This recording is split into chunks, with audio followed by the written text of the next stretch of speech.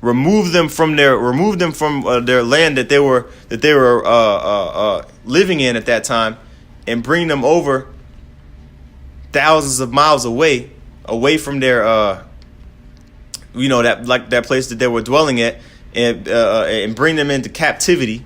Okay, when they were living as free people. You're not gonna do that if you love them. You do that to somebody that you hate. Okay, and Esau, he's gonna get sold.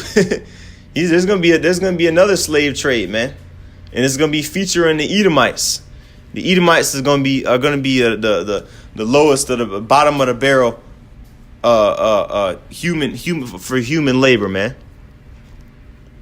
Why? Because it's gonna be a recompense. It sounds funny, It sounds funny, like, oh, what is this talk? What is it? What are you talking about? What is this guy talking about? It sounds far-fetched, right? But guess what? The scriptures prescribe that. Okay? Matter of fact, just to confirm it, let me pull it.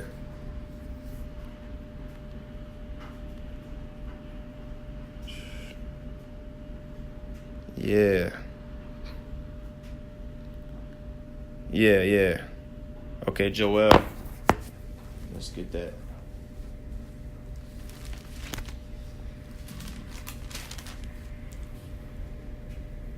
All right.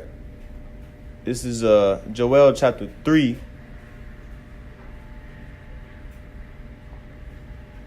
This is Joel chapter 3, verse 5.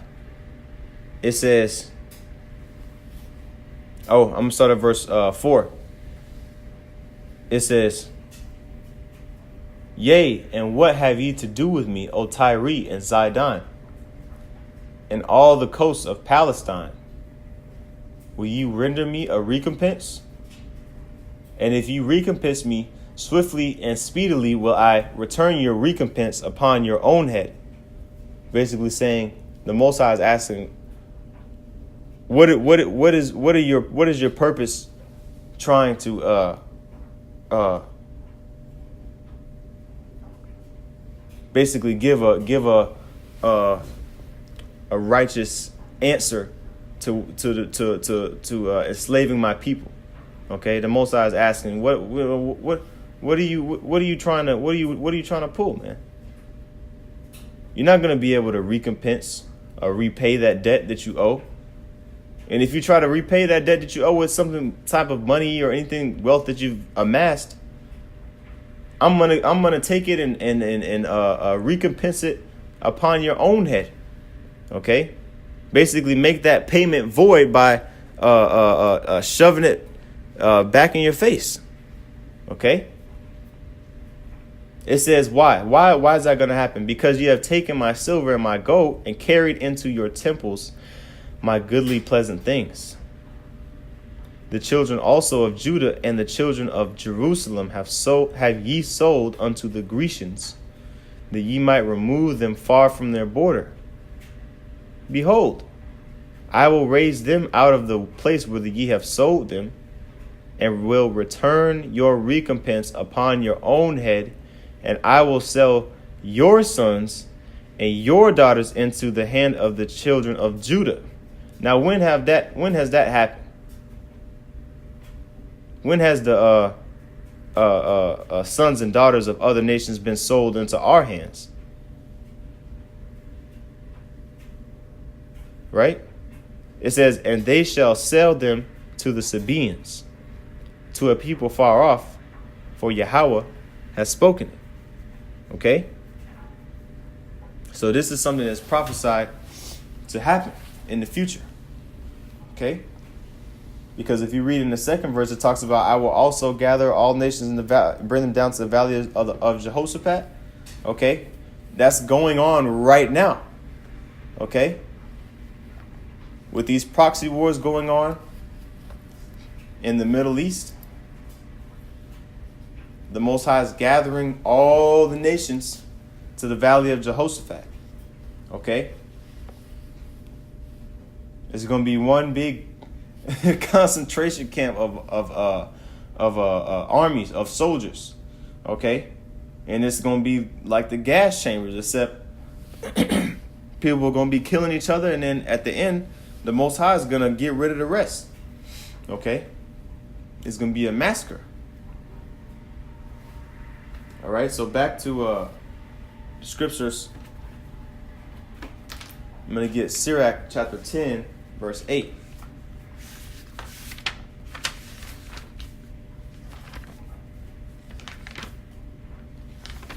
It says, because of unrighteous dealings, injuries, and riches got by deceit, the kingdom is translated from one people to another.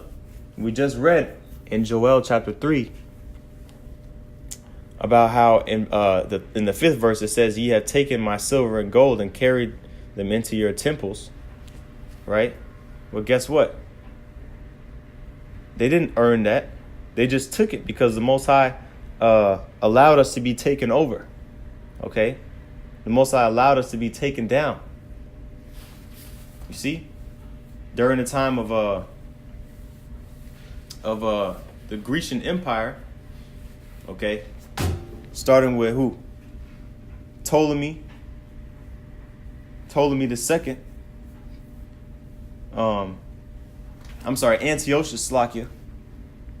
Antiochus Epiphanes.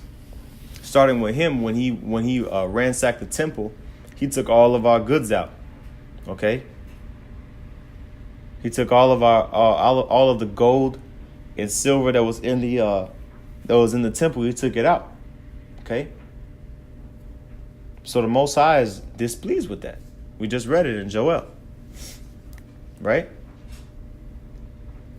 This is why Esau's kingdom will fall. You know? Because he got it by deceit. He stole it.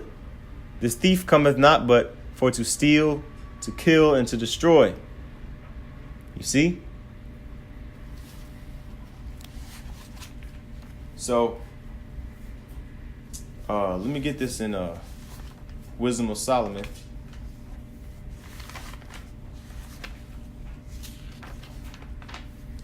It's Wisdom of Solomon chapter 3, verse 16. It says, as for the children of adulterers, they shall not come to their perfection, and the seed of an unrighteous bed shall be rooted out. For they live long, yet shall they be nothing regarded, and their last age shall be without honor. Okay? We're in the last age now, because Esau's kingdom is falling as we speak. His influence is weakening. He's getting less and less popular. You see? His money the value of it is withering. He's becoming more and more desperate to control the minds of the masses. Okay? So, as for the children of adulterers, they shall not come to their perfection. Their perfection meaning, well, they're not going to be complete. They're not going to grow up to be men and adults. Okay? Because Esau's children that he's having now is going to be in vain. Why? Because they're not going to be able to see their children that they're having now have kids. You know, these Edomites having babies, popping them out, whatever. They're not going to see grandchildren out of those babies, man. You see? It says, in verse 17, it says, for though they live long, yet shall they be nothing regarded. So even if they live a long life, the Most High don't value their life. Just because they live a long life don't mean that the Most High values their life. Okay? It says, and their last age shall be without honor, because at the end, guess what? They're going to be ashamed. They're going to be disgraced. Okay? They're going to be vile, lowly, like how it talks about in Isaiah the 14th chapter. You see? It says in verse 18, it says, or if they die quickly, they have no hope, neither comfort in the day of trial. Right? Because Esau doesn't have a foundation. He doesn't have a power source to call upon other than Satan, which we know Satan isn't going to do anything but consume you. Okay. In the end, right? We're not talking about, when you first sell your soul, that's what they do it for, the power and the money. Okay. But at the end, guess what? The Most High isn't going to, basically Satan isn't going to protect you from the Most High. Okay. If the Most High wants to require of your soul, man. Okay. Or if he wants you to endure pain, guess what? The Most High is going to use Satan to what? Put that hell on you. Okay.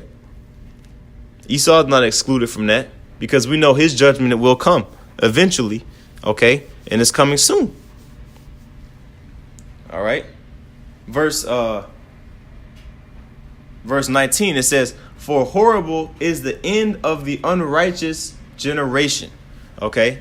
And this can also be applied to 2/3 of our people, man. Okay. Because they're children of adulterers. Okay. Because they're idolatrous. You see? But where did they get it from? Their father, the devil, Esau. Okay. Let me prove that Esau is an adulterer, a fornicator. He's the source of fornication.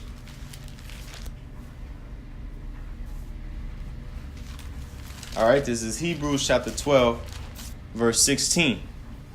It says, "Lest there be any fornicator or profane person as Esau,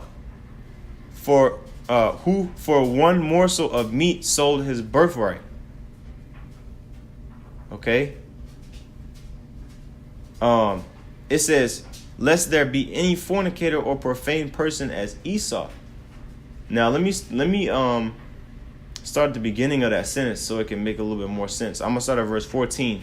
Okay, it says, "Follow peace with all men and holiness, without which no man shall see the Lord," which is true. Okay.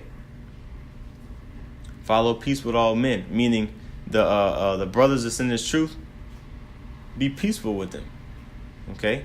Because if you're not peaceful and charitable to your brother, then you're not going to be able to see Yahweh Bashim Yahushua, because you ultimately didn't treat the least of his sheep like how you should treat him. It says in verse 15, "Looking diligently lest any man fall of the grace of the Most High." And this is where the idea comes from. Because if you're not diligent, you're going to be in Esau's shoes. Okay. It says, "Lest any root of bitterness spring up and trouble you, and thereby many be defiled. Lest there be any fornicator or profane person as Esau, who for one morsel of meat sold his birthright." So saying, don't be like the carnal Edomite. Okay. Don't be like the idolatrous and adulterous Edomite who sold his birthright because of impatience, trying to steal everything, right? So Esau's kingdom, man, he has but a short time, man. Revelations 12 and 12. I'm gonna get a couple more. We can close on that. All right, this is Daniel chapter 7, verse 18. It says, "But the saints of the Most High shall take the kingdom and possess the kingdom forever, even forever and ever." Okay, so this is how we know we're not in the kingdom, because this is not about to last forever and ever, man. Okay, you have news reporters and regular people who are going into the fact that these nations, when they clash, this could cause a main, and we know through the prophecies that it will cause the biggest war of all time. But even people who aren't into the scriptures are saying this coming up war that's about to happen with these nations that are at odds with each other is going to be colossal. And of course, they try their best to say, well, we hope it doesn't happen like this. Well, we know according to prophecies,